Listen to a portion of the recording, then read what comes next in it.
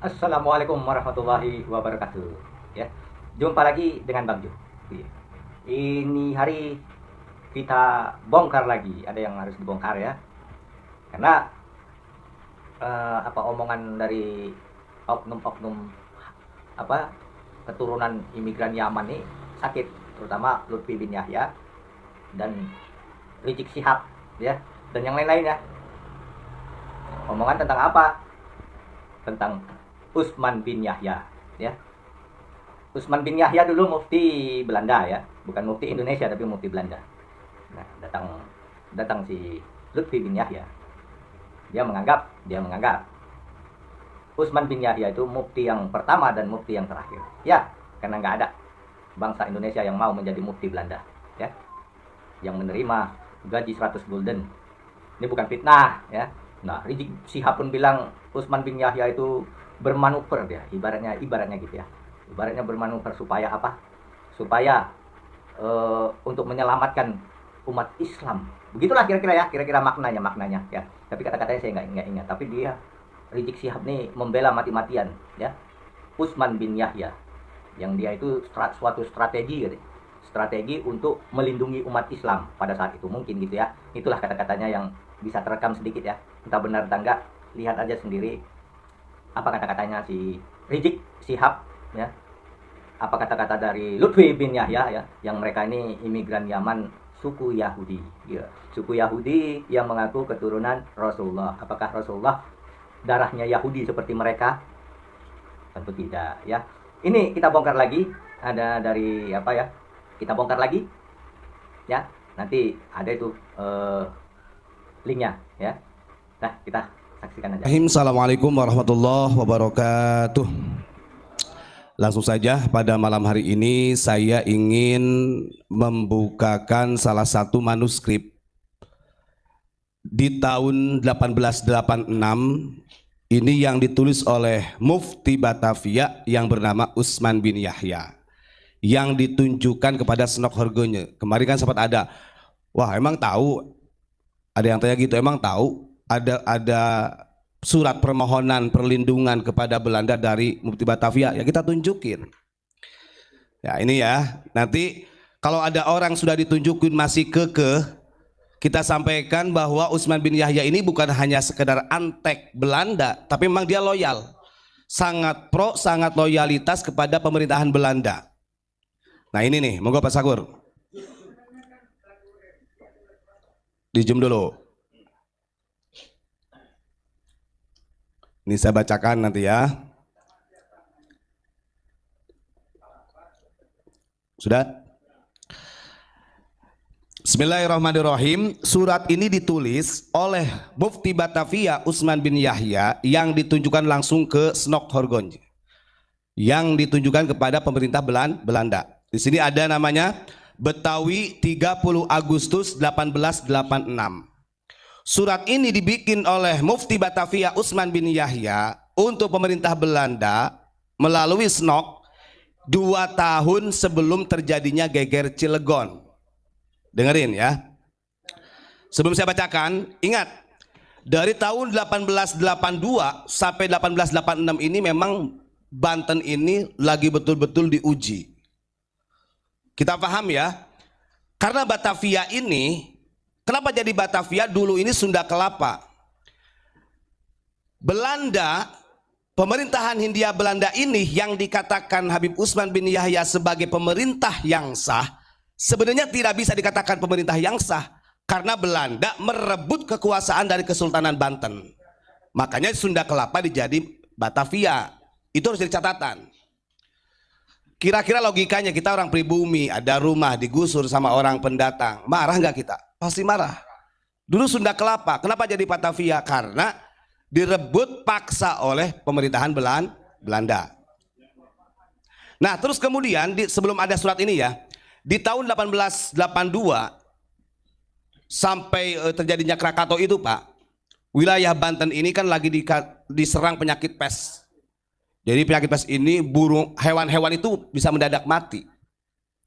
Sehingga pada waktu itu ada kebijakan pemerintah Belanda untuk membunuh semua hewan, mau yang berpenyakitan ataupun tidak harus dibunuh.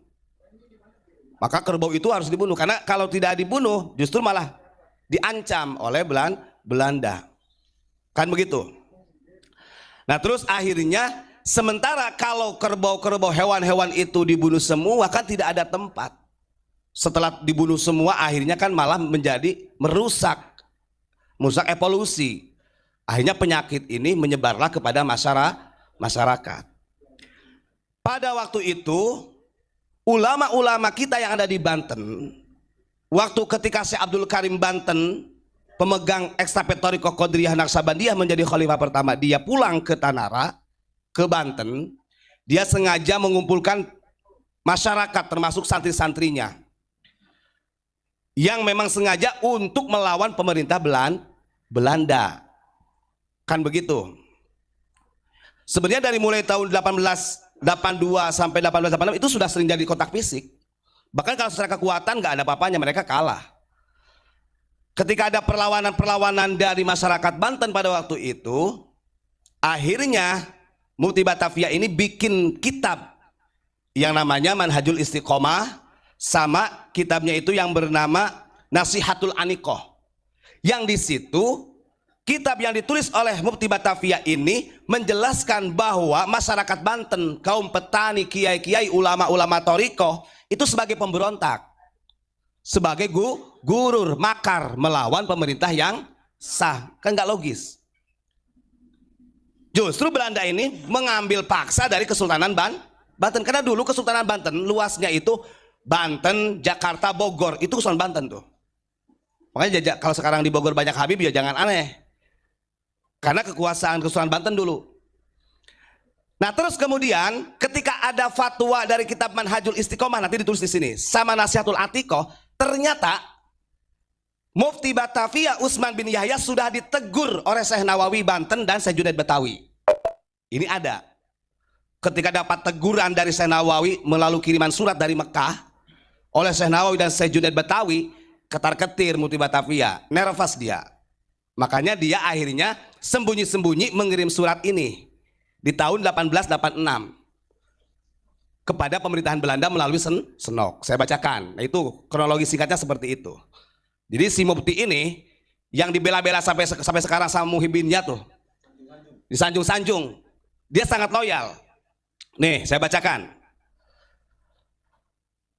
Betawi 30 Agustus 1886. Alhamdulillahi wahdah, mukadimahnya tuh ya. Ini ditulis pada tanggal 30 Agustus tahun 1886. Ini sebelum terjadi geger Cilegon. Karena geger Cilegon 1888. Amma ba'du. Fasadara hadzal kitabu min baladi Betawi fal mujibu lidzalika anna ashabil kiram al hawaij fatadris akhbaroni bi annakum ittala'tum wa nadartum tashihas sadiri min Syekh Nawawi Bantan wa Syekh Junaid Betawi al muqimaini fi Makkah ala risalatil musammatin nasihatil anikoh. Thumma inni ajabatu al-an irsala hadir risalah aidan al-musamma al-wathiqah al-wafiyah a'raduha ilaikum litangzuruha fal maqsudu min tasnifiha wa kadzalika allati qablaha huwa i'lam wa i'lan. Nah, kata si Mufti, si Utsman, sekarang si Utsman sekarang semakin kelihatan dalam surat ini. Si Utsman ngomong gini, surat ini saya tunjukkan kepada pemerintahan Belanda. Ini adalah karena banyak hal yang sangat urgen, kata dia, banyak hal yang sangat urgen. Setelah ada dua ulama yang berada di Mekah yang bernama Syekh Nawawi Banten dengan Syekh Junaid yang mengkritik dari kitabnya Utsman bin Yahya, dari fatwanya yang mengatakan gurur, itu langsung ditegur sama Syekh Nawawi sama Syekh Junaid. Iya, di dalam kitab Nasihat An-Anikoh. Nah terus kata dia, summa inni ajabatu al-an irsalah hadir risalah aidon. Nah saya ini sengaja membuat surat ini, saya berikan kepada pemerintahan Belanda melalui Senok ya. Fal maksud min tasnifiha wa kadzalika allati qablahu wa i'lan wa i'lan bi anna tariqatal lati fashat fi hadzal zamani wa 'allama hal masyayikhu lil juhali fahiya laisa 'ala shawab. Maka pantas ini nanti rentetannya dengan Habib Lutfi. Dia memberitahukan begini, kepada pemerintah Belanda. Dia tak sembunyi-sembunyi karena dia takut. Nervous sebenarnya ditegur sama Syekh Nawawi sama Syekh Junaid. Saya ingin memberitahukan kepada pemerintah Belanda, artinya biar gak segan-segan untuk melawan ulama-ulama. Kata Mufti Batavia, sesungguhnya thariqah yang menyebar di Indonesia ini melalui guru-guru yang diajarkan kepada orang-orang yang bodoh, fahiya laisa ala shawab. Itu sesat. Tidak benar.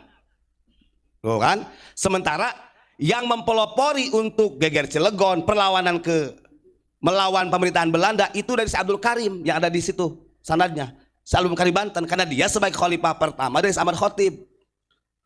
Makanya banyak ulama-ulama thariqah kita yang dibunuh. Terus kemudian bal rubama ya'ulu amruha ila mafasidi diniyatin wa dunniyatin bisababi faqdani syurutiha. Kata Mufti Batavia, kenapa thariqah yang menyebar di Indonesia ini tidak ada benarnya, artinya sesat? Dia menyampaikan bahkan thariqah yang dibawa oleh ulama-ulama, guru-guru thariqah yang ada di Nusantara, karena waktu itu dipimpin oleh Abdul Karim, itu sangat berpotensi merusak agama dan dunia menurut Mufti Batavia. Itu disampaikan kepada pemerintah Belanda. Nah, dengerin siapa tuh yang masih membela dah. Bahkan hebatnya lagi, ma'anni talataftu fi hadhihi risalati fi akhirha li haitsu lam adzkur ahadan bi aini li ajli salamati minal fitnati min masyayikhit thariqati. Dan Utsman bin Yahya ini membuat surat ini kepada pemerintah Belanda, dia sembunyi-sembunyi, satu pun gak ada yang tahu, kata dia. Tujuannya agar selamat dari fitnahnya syekh-syekh thariqah yang ada di Banten. Artinya Gus, mereka sudah musuhi juga ke ulama thariqah. Nah, dengerin tuh siapa tuh yang masih bela ya. Tujuannya itu katanya biar selamat dari fitnah dari guru-guru thariqah. Nah, fa antum idza ra'aitum hadhihi risalata fatabayyana lakum anna fiha irsyadun nas ilal haq wa ila adami du'awil farigah wa li ajli salamati minal mafasidi fal matlubu min janabikum an tusahhihu 'alaiha wa an tadhkuru ma fiha min irsyadin nas likai salimu minal mafasidi wa an tadhkuru ismi inda arbabid daulati Walanda fi Eropa wa fi Betawi lihaitsu anna katsiran minal masyayikh thariqati wa ghairihim minal hasidin, katanya. Nah, terus kemudian dalam suratnya itu Mufti Batavia menyampaikan kepada pemerintah Belanda, maka lihatlah ketika kalian pemerintah Belanda membaca surat ini adalah suatu penjelasan untuk Anda semua, gitu kan? Bahkan dia mengatakan wali ajli salamati minal mafasid, supaya pemerintah Belanda ini tetap kokoh, tidak hancur. Oh, membela, makanya saya dikatakan loyal, Pak. Loyal, sangat loyal dia, pro. Maka fal matlub min janabikum antusahu antadguru. Nah, yang dia inginkan oleh si Mufti Batavia dalam surat ini memberikan doktrin juga kepada pemerintah Belanda supaya jangan segan-segan untuk melawan pemberontak. Karena dikatakan pemberontak ulama-ulama kita sama petani itu. Bahkan yang lucunya lagi begini, wa antadkuru ismi inda arbabid daulah Walanda fi Eropa, karena dia mufti kan begitu. Dan setiap negara yang dikuasai, yang dijajah oleh Belanda, mau di Betawi Indonesia ataupun di Eropa, sampaikan bahwa fatwa ini dariku, suruh mencatat namaku, kata Mufti Batavia. Pokoknya yang di bawah jajahan Belanda, mau di Eropa di mana, itu harus disampaikan karena dia berkuasa sebagai mufti. Tujuannya apa? Kata dia kan, likai salimu minal mafasidi wa antadkuru ismi inda albabid daulati Walanda fi Eropa fi Betawi lihaitsu anna katsiran minal masyayikh thariqati wa ghairihim minal hasidin.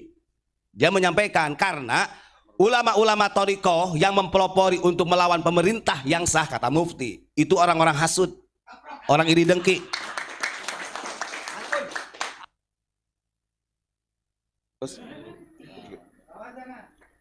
Berarti kan gini ya, kalau dia itu di dalam suratnya itu jelas memusuhi dan membunuh karakter daripada ulama-ulama thariqah Indonesia, jelas ya kan? Betul. Dan bahkan memfitnah kiai-kiai thariqah itu kan seorang wali, katanya di fitnah apa? Tukang hasut. Hasut, tukang Berarti hasut. yang tukang hasut kan Utsman bin Yahya. Oh jelas. Ya toh?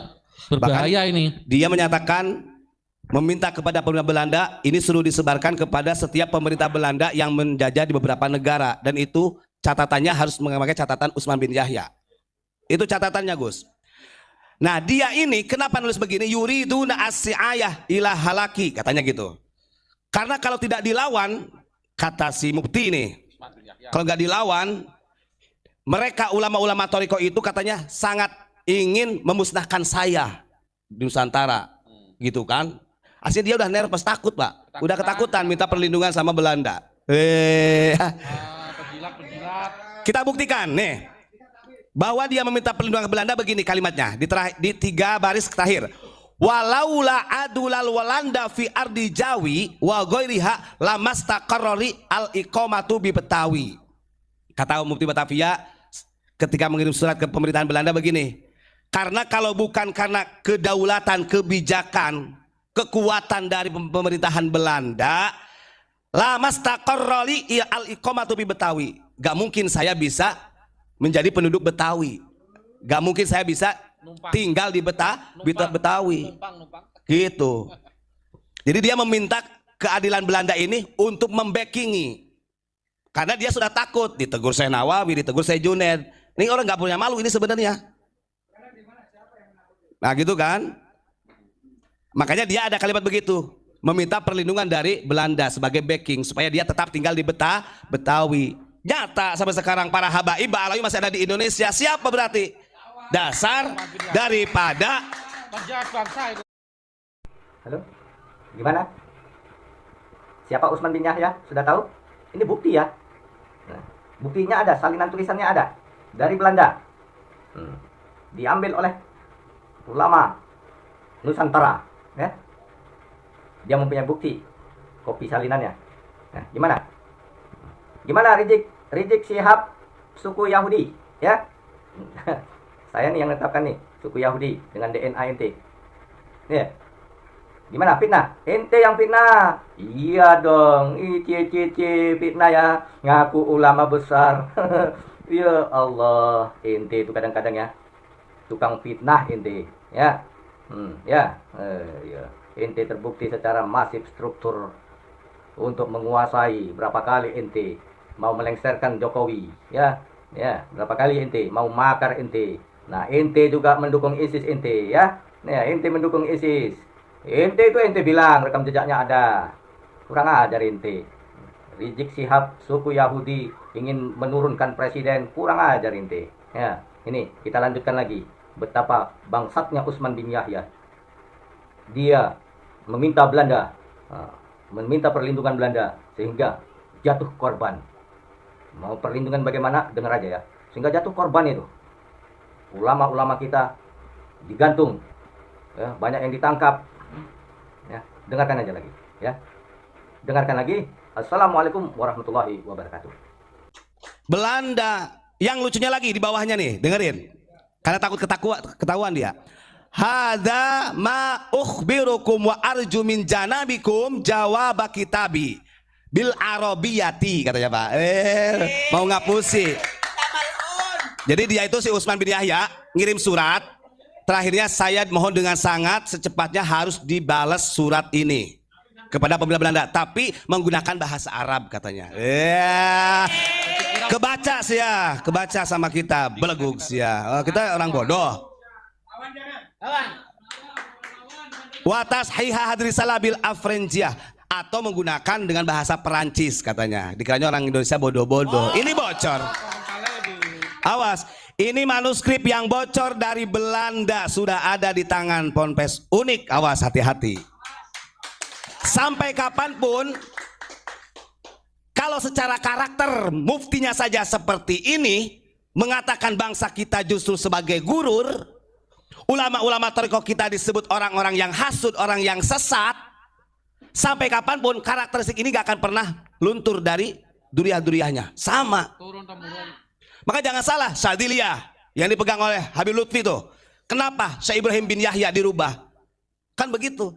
Sampai dirubah silsilah sanadnya, namanya dirubah. kemudian ada penggantian makom, ada. Nanti kita buka lagi. Ini grand design bahwa Ba'alawi, para habaib ini meneruskan estafetnya pemerintahan Hindia Belanda, titik. Berarti yang saya tangkap ini Ustaz Ubaid ya. Jadi termasuk Lutfi bin Yahya itu meneruskan perjuangan menjajah bangsa Indonesia. Jelas. Ya gitu ya. Karena dari mufti yang pertama Batavia sendiri dia menggunakan mengatasnamakan agama. Dia kan ngomongnya begini, kalau tidak dilawan gitu kan bahasa dia. Ini ulama-ulama tarikoh yang hasud ini, padahal kita tahu dalam sejarah itu yang mempopulari itu adalah Syekh Abdul Karim Banten. Ini sanadnya Abu Yamamah Armin loh. Dalam tarikoh TKN ini gak ada yang gak lepas dari Syekh Abdul Karim Banten. Makanya diasingkan Syekh Abdul Karim. Iya. Dia mengatakan ulama tarikh kita ini sesat. Laisa bisawab. Berarti kan laisa bisawab itu tidak ada kebaikannya, bahkan minal hasidin. Nah, setelah dikirim surat ini, nih ada lanjutannya. Dengekeun sia, bahasa Bang Mujib kan begitu. Nih, catatan di dalam Geger Cilegon. Setelah si Mufti Batavia ini mengirim surat dengan sembunyi-sembunyi dan sekaligus mendoktrinlah pemerintah Belanda supaya nggak segan-segan melawan rakyat kita loh, bayangkan. Maka saya katakan mereka ini tertawa di atas tangisan Nusantara. Nih, akhirnya terjadi Geger Cilegon. Ingat, pasca Geger Cilegon di tahun 1888, ini misalnya sejarah. Kita baca. Ada 204 orang yang ditangkap dari kaum petani dan ulama. Ingat-ingat, ini di terakhirnya. Sebenarnya kalau secara kotak fisik, kan itu terjadi di bulan Juni.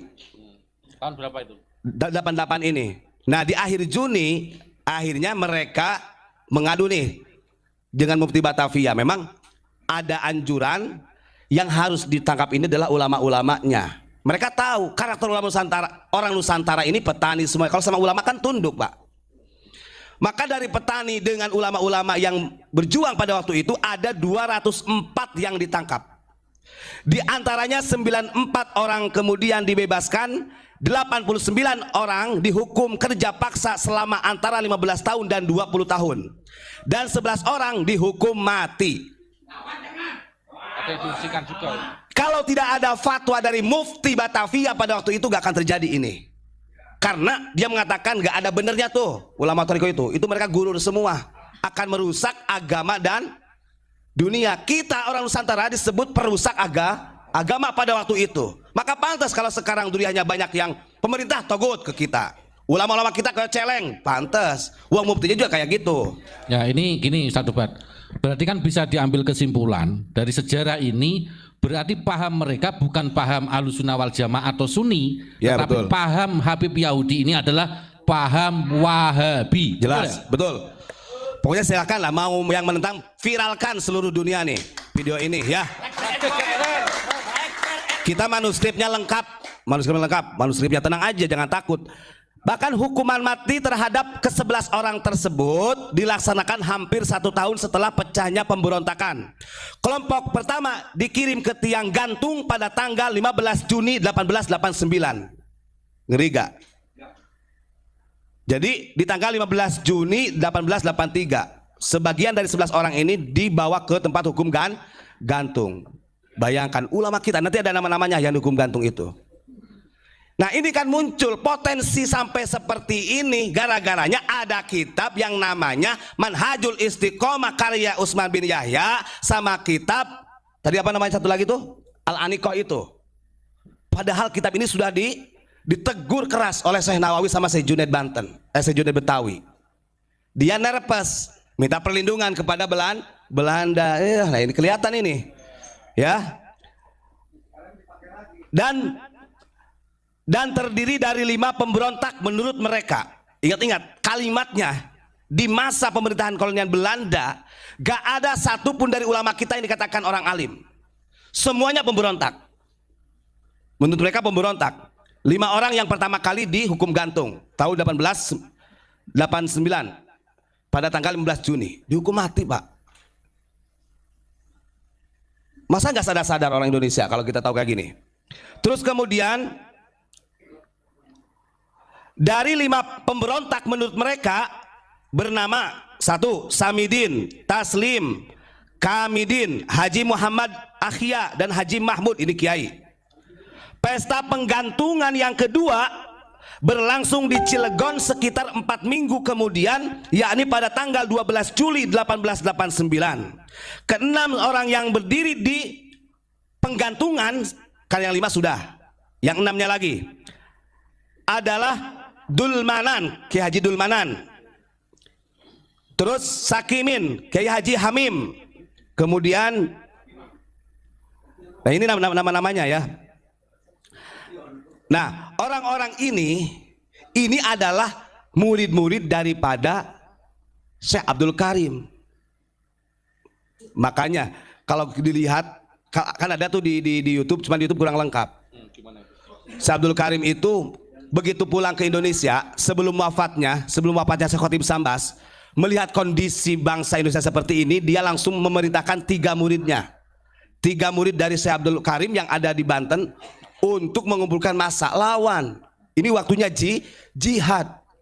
Walaupun perlawanan ulama kita kayak Ki Wasil banyak sampai Syekh Hasan Towil, perlawanan ulama kita disebut sesat, disebut gurur oleh Mufti Batavia di dalam kitabnya. Sudah ditegur Syekh Nawawi, ditegur Syekh Junaid Betawi, dia malu, nervous, minta perlindungan kekuatan kepada Belanda. Siapa yang orang yang berani mengatakan dia bukan antek Belanda? Sah. Kalau saya katakan ini sah. Bukan hanya antek tapi loyalitas dengan Belanda, pro dengan Belanda, kan begitu. Kalau sekarang ya banyak antek-anteknya sekarang. Ya, jadi kenapa saya perlu saya sampaikan, karena kemarin ada orang yang ngomong, so tahu sejarah katanya unik itu. Nah ini nih siapa tuh? Matamu, buka matamu tuh.